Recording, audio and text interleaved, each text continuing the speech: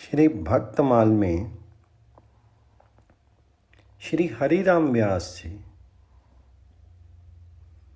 काहू के आराध्य मच्छ कच्छ नरहरि सुकर बामन फरसा धरन सेतु बंधन जू सैल कर एकन के ये रीति नेम नवधा सो लाए सुकुल सुमोखन सुमन अच्युत गोत्री जू लड़ाए न गुण तोरी नपुर गोह्यो महत सभा मधी रास के उत्कर्ष तिलक अरुदाम को भक्त इष्ट अति व्यास के। श्री हरिराम व्यास जी श्री युगल किशोर जी को इष्ट और भक्तों को अपना परम इष्ट मानते थे। इन्होंने उधर पुंड तिलक तथा तुलसी कंठी माला की बड़ी महिमा गाई है। कोई तो श्री मत्स्य कच्छप नरसिंह वामन वरा परशुराम राम कृष्ण आदि अवतारों की आराधना करते हैं। एक समुदाय ऐसा है जो नवधा भक्ति में निष्ठा रखता है, परंतु श्री सुमोखन शुक्ल जी के पुत्र श्री हरिराम व्यास जी ने तो वैष्णव को ही प्रेम पूर्वक दुलराया। आपने रासलीला के समय महत पुरुषों की सभा में श्री प्रिया जी के पांव का नपुर गुथा था। श्री हरिराम व्यास जी के विषय में कुछ विवरण इस प्रकार हैं। श्री हरिराम व्यास जी और छा नरेश महाराज मधुकर शाह जी के राजगुरु थे। संप्रदाय ग्रंथों में आपको विशाखा सखी का अवतार माना जाता है। आपका जन्म ओरछा में मार्गशीर्ष कृष्ण पक्ष की पंचमी संवत 1567 विक्रमी को हुआ था। आपके पिता का नाम श्री सुमोखन जी शुक्ल और माता का नाम पद्मावती देवी था। अतः वेद शास्त्र पुराण आदि के पारंगत विद्वान थे और आपको श्री सरस्वती जी की सिद्धि थी। आप शास्त्रार्थ में दिग्विजय करते हुए काशी आए और वहाँ के पंडितों से शास्त्रार्थ किया। आपके अलौकिक पांडित्य के समक्ष उन सबको पराजय का मुख देखना पड़ा। अंत में सभी पंडित भगवान विश्वनाथ जी की शरण में गए और उनसे काशीपुरी की मर्यादा की रक्षा करने की प्रार्थना की। ब्राह्मणों की प्रार्थना स्वीकार करके भगवान विश्वनाथ साधु का वेश धारण करके सायंकाल श्री व्यास जी के पास गए और बोले, मैंने आपकी विद्वत्ता के विषय में बहुत सुना है। अरे अपनी एक जिज्ञासा का समाधान कराने के लिए आपके पास आया हूँ। आप कृपा करके उसका समाधान कर दें तो बहुत अच्छा होगा। आपने जिज्ञासा व्यक्त करने को कहा। अनुमति मिलने पर साधु वेशधारी श्री विश्वनाथ जी ने पूछा, विद्या का फल क्या है? आपने उत्तर दिया, विवेक की प्राप्ति। तो शिवजी ने पुनः प्रश्न किया, क्या आपने विद्या पढ़ के विवेक प्राप्त कर लिया है? क्या विद्या का फल शास्त्रार्थ करने, साधु ब्राह्मणों को हराना, उन्हें अपमानित करना ही है? आप तो भगवान श्री कृष्ण की प्रिय सखी श्री विशाखा जी के अवतार हैं। आपको तो भगवान श्री कृष्णचंद्र का भजन करके अपना जीवन सफल करना चाहिए। आप इन व्यर्थ के विवादों में क्यों फंसे हैं? साधु वेशधारी भगवान विश्वनाथ जी के इस प्रबोधन से आपके ज्ञान चक्षु खुल गए और आप दिग्विजय का विचार त्याग करके तत्काल घर लौट आए और वैष्णवी दीक्षा लेने का विचार करने लगे। परंतु यह समझ में नहीं आ रहा था कि गुरु किसे बनाए। भगवत कृपा से इसी बीच श्री वृंदावन से श्री हित हरिवंश महाप्रभु जी के कृपा पात्र श्री नवल दास जी महाराज विचरण करते हुए और छाए और आपके अतिथि हुए। उनसे श्री हित हरिवंश महाप्रभु जी के बारे में सुन करके आप बहुत प्रभावित हुए और मन ही मन उन्हें ही गुरु बनाने का निश्चय कर लिया। अब आपका मन घर पर नहीं लगता और श्री वृंदावन के कुंजों के दर्शन की लालसा दिनों दिन बढ़ती गई। एक दिन आपने घर द्वार सब कुछ छोड़ करके श्री वृंदावन धाम की राह ली और श्री नवल दास जी के पास पहुँच गए तथा उनके माध्यम से श्री हित हरिवंश महाप्रभु के चरणों में जा पहुँची। आपको अधिकारी जानकर के महाप्रभु ने संप्रदाय की दीक्षा दी और श्री युगल किशोर की उपासना का रहस्य समझाया। आपके वृंदावन चले आने पर आपके घर परिवार के लोग आपको वापस बुलाने आ गए और किसी भी प्रकार पीछा ही नहीं छोड़ रहे थे। परिवारी जनों के साथ विचार विमर्श में उस दिन बहुत समय बीत गया। अतः आप संतों की शीत प्रसादी भी नहीं पा सके थे। आपकी भगवत प्रसाद में अनन्य निष्ठा थी। प्रसाद ना पाने के कारण आपको बहुत ही पश्चाताप हो रहा था। सहसा आपने देखा कि झाड़ू लगाने वाली महिला अपनी टोकरी में संतों की शीत प्रसादी लिए हुए जा रही तथा उसके पास गए और बोले, माता जी, आज मैं संतों की शीत प्रसादी नहीं पा सका। अगर आप कहें तो थोड़ा सा शीत प्रसादी मैं आपकी टोकरी से ले लूं। वे अपनी हीनता का विचार करके संकुचित होती बोली, महाराज, आप इतने बड़े महापुरुष होकर ये कैसी बात कर रही हैं? फिर भी यदि आपकी ऐसी ही इच्छा हो तो ले लीजिए। फिर तो आपने सब कुटुंबियों के समक्ष ही उस महिला की टोकरी से एक पकौड़ी निकाल ली और भगवत प्रसाद एवं संतों को शीत प्रसादी की महिमा का स्मरण करते हुए उसे पा लिया। फिर तो इनके परिवारी जन भी नाक भों सिकोड़ लेते हुए ये कहने लगे कि ये तो सबका छुआ हुआ खा लेते हैं, अतः अब ये हम लोगों की पंक्ति में बैठने लायक नहीं रहेगी। इस प्रकार किसी तरह उस समय भगवत प्रसाद की कृपा से आप परिवार जनों के चुंगल से छूट सके। जब परिवार के लोग आपको वापस घर लाने में सफल नहीं हुए तो स्वयं ओरछा नरेश महाराज मधुकर शाह जी इन्हें लिवाने आई।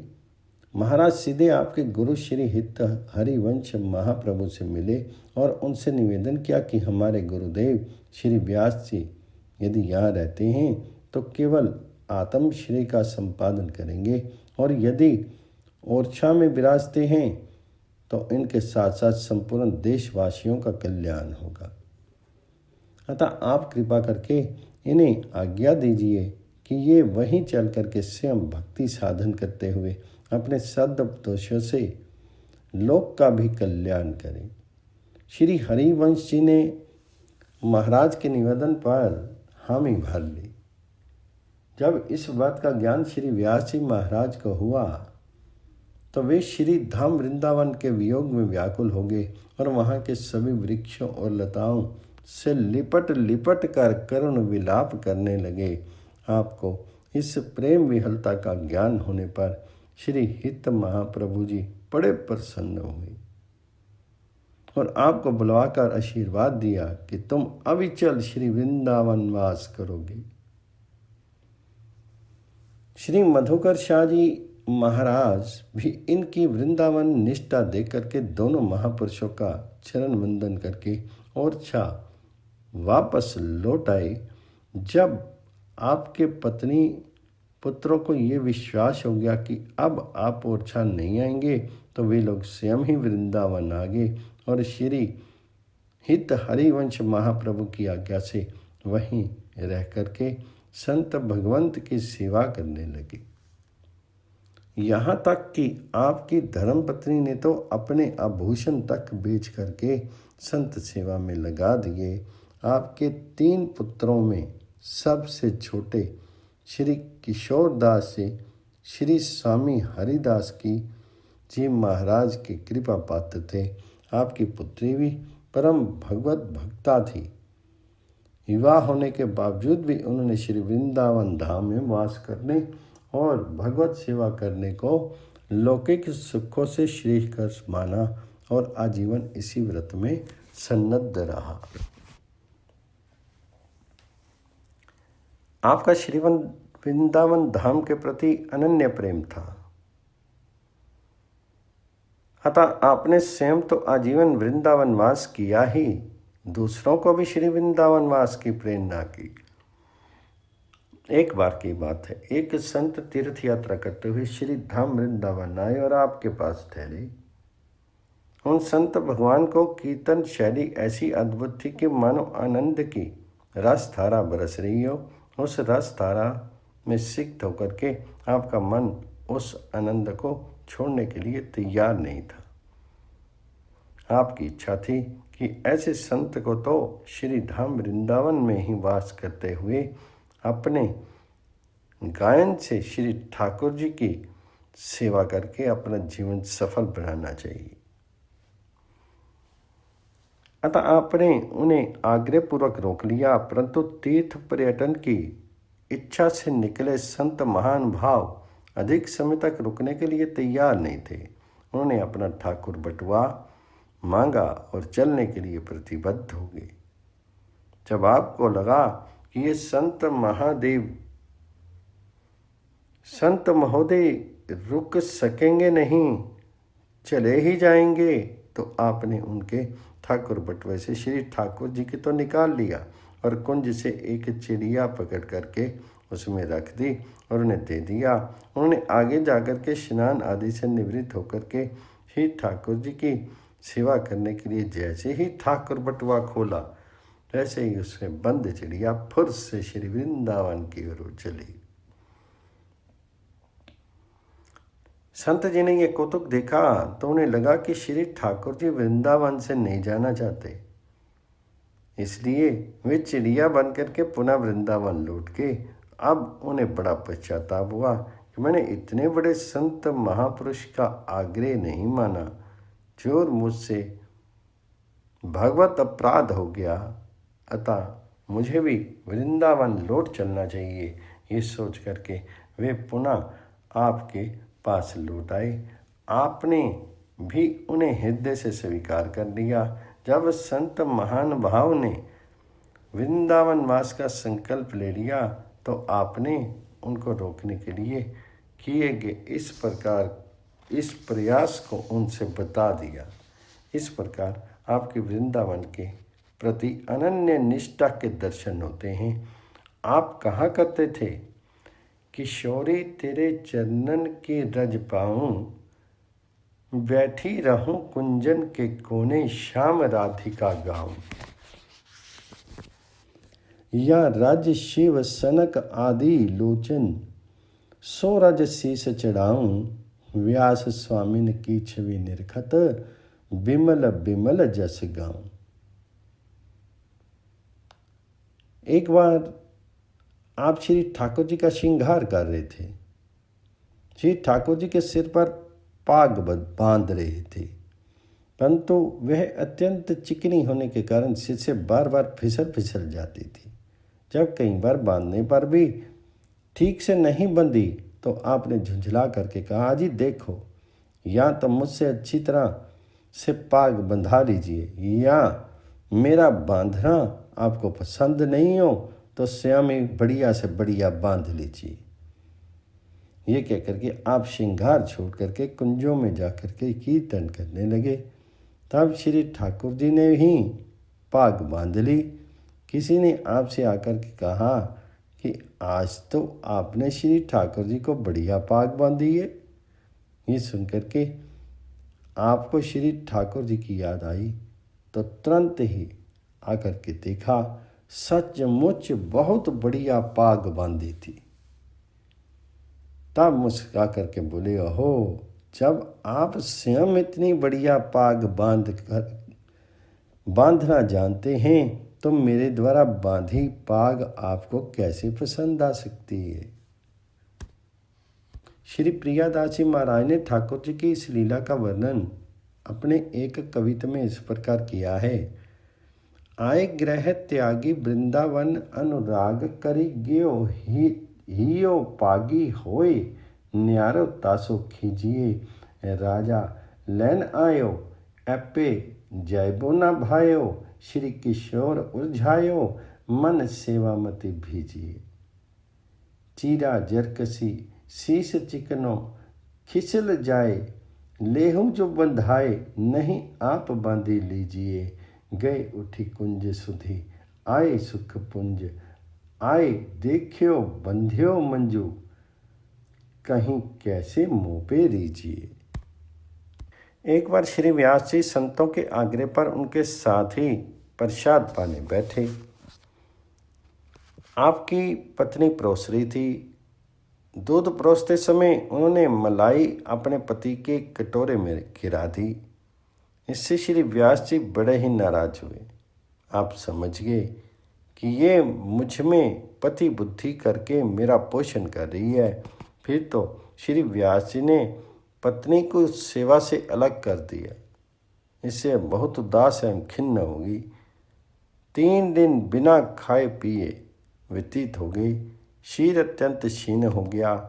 सब संतों ने श्री व्यास जी को समझाया।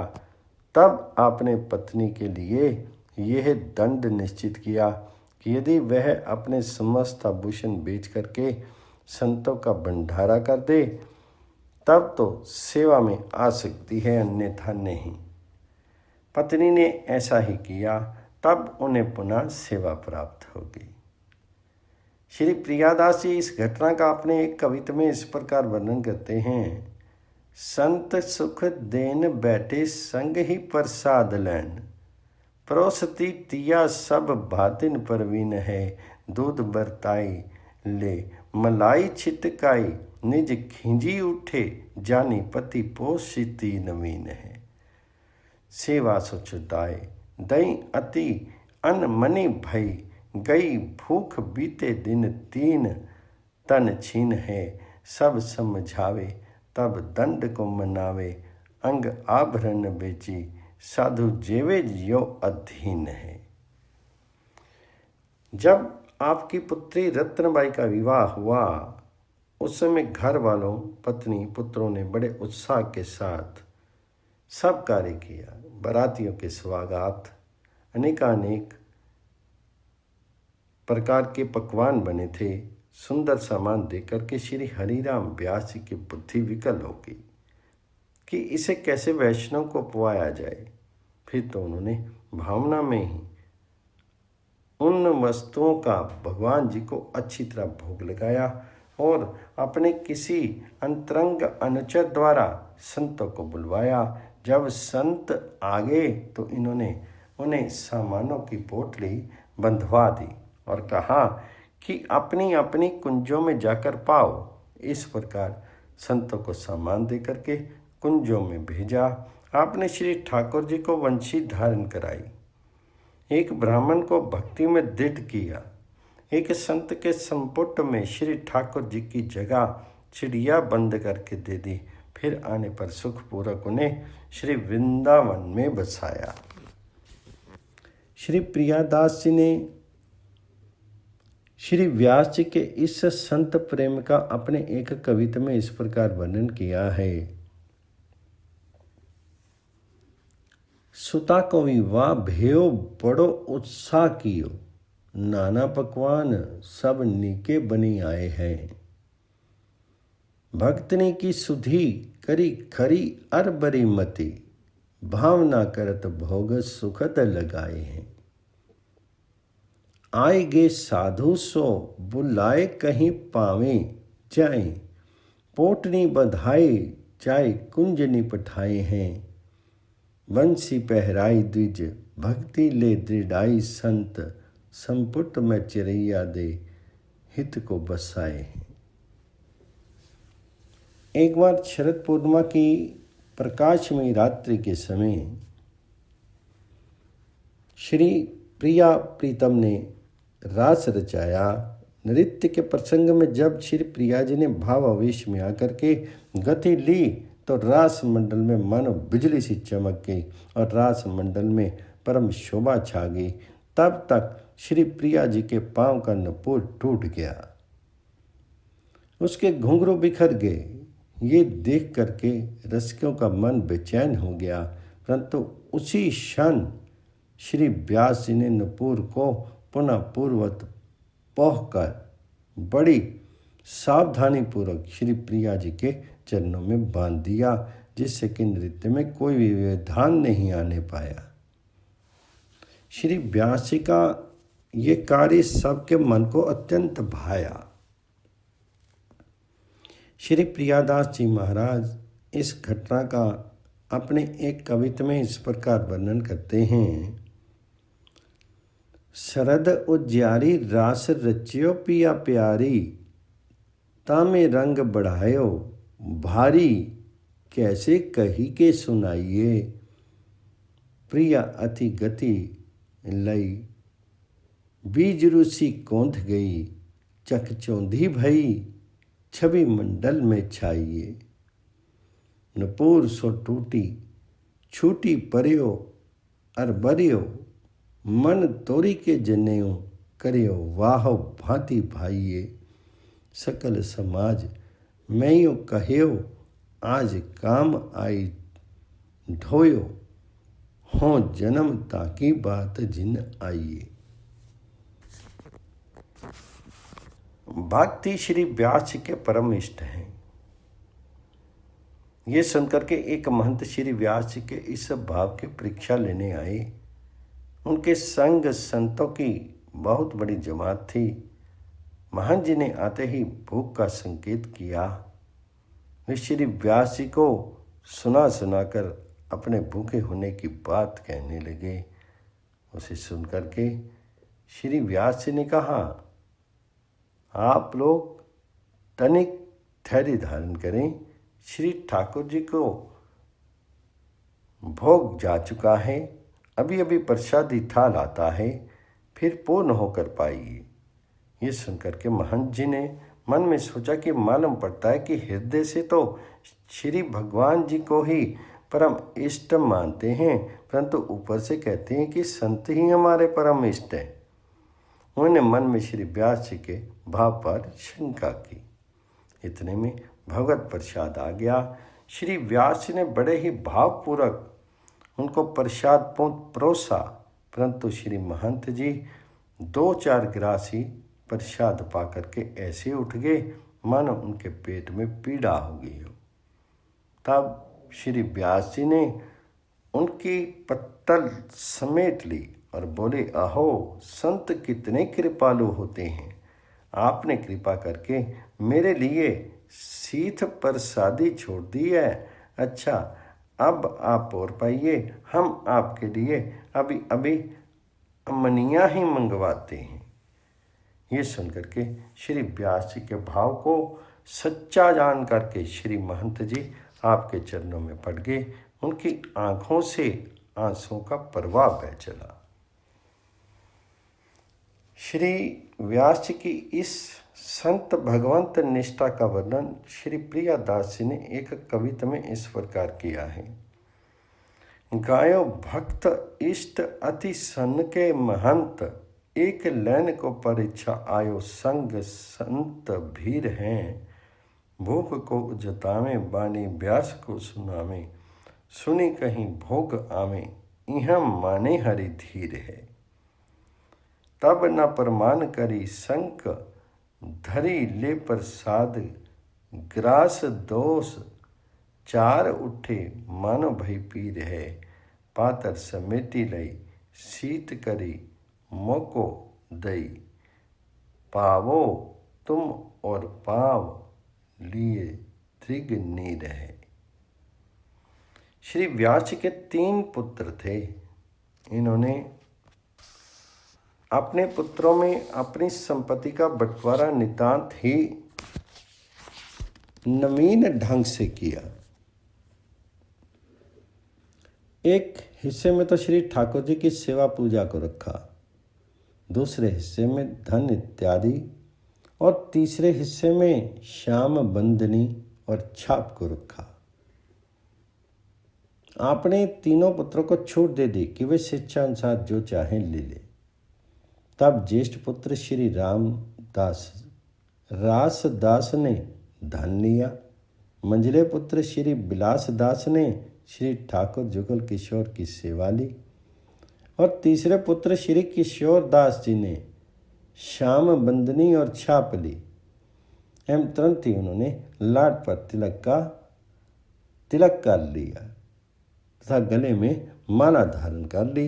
श्री व्यास जी के अनुरोध पर श्री स्वामी श्री हरिदास ने श्री किशोर दास जी को छाप दी, अपना शिष्य बनाया। एक दिन श्री स्वामी जी के आदेश से श्री किशोर दास जी कुछ रात रहते ही श्री जमुना जी से जल लेने गए तो वहाँ उन्होंने श्री जमुना पुलिन पर श्री प्रिया प्रीतम का दिव्य रास देखा। भाव की उमंग में श्री किशोर दास जी ने उसी समय स्वरचित एक पद गाया जिसे ललिता आदि सखियों ने तत्काल सीख लिया और फिर जब भावना में श्री स्वामी हरिदास जी रास क्रीड़ा का ध्यान कर रहे थे तो रास में वही पद श्री ललिता और सखियों को गाते हुए सुना, जिसे सुनकर के श्री स्वामी हरिदास जी का मन हर गया। श्री प्रियादास जी इस घटना का वर्णन इस प्रकार करते हैं। भय सुथ तीन बाट निपट नवीन कियो, एक और सेवा एक और धन धर्यो है, तीसरी जो ठोर श्याम बंदनी और छाप धरी, करी ऐसी रीति देखी बड़ो सोच पर्यो है। एक ने रुपया लिए, एक ने किशोर जू को श्री किशोर दास भाल तिलक ले करियो है, छापे दिए स्वामी हरिदास निसी रास, किनो वही रास ललित आदि गायो मन हरियो है।